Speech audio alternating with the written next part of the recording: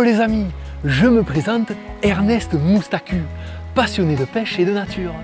Ici aujourd'hui pour vous parler de cet art ancestral, accompagné de mes camarades Mikey. Bonjour, je m'appelle Mickaël et mes copains m'appellent Mikey. La pêche, c'est toute ma vie. Mais bon, je viens pour la bière et les copains. Et Achille. Bonjour, je m'appelle Achille, je suis pêcheur expérimenté depuis 45 ans. J'ai pêché dans tous les endroits du monde où il est possible de pêcher et au-delà. Et je n'ai pas de problème de talons. Tout commence au bord d'une rivière ou d'un lac. La communion. Tu te tais là. La communion avec la nature. Le vent dans les feuilles. Tout n'est pas que l'action de pêche.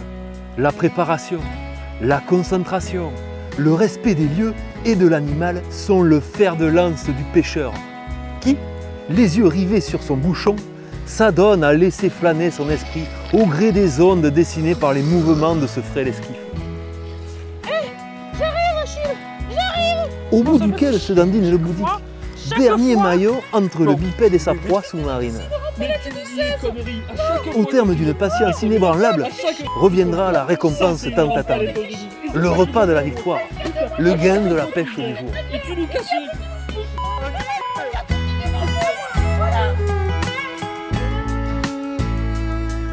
Eh les gars, c'est pas une rampalette de 15 ça? Tu vas voir.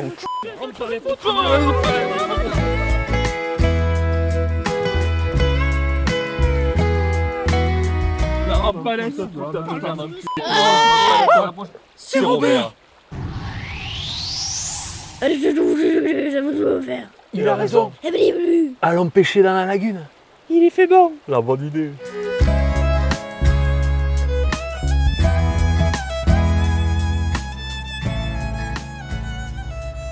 Été 2019.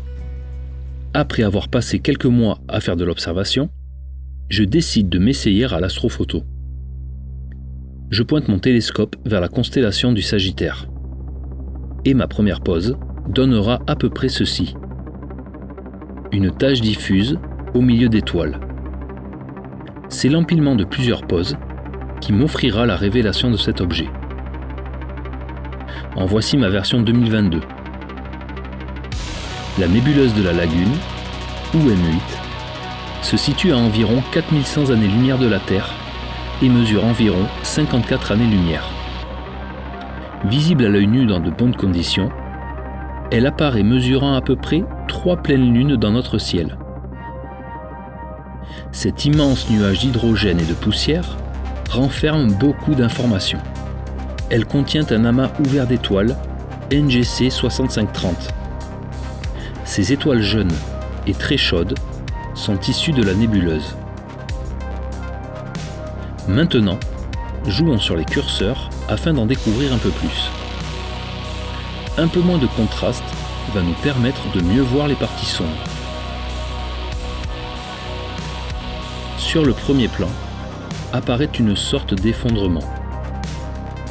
Et, en bas à droite, une colonne de poussière me rappelle un Pokémon à tête de lombric.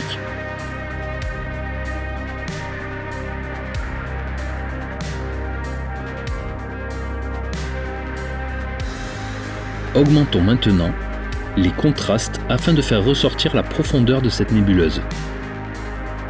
On peut y voir au deuxième plan ces montagnes de gaz chargées en hydrogène et ces colonnes sombres sortant des parties plus diffuses.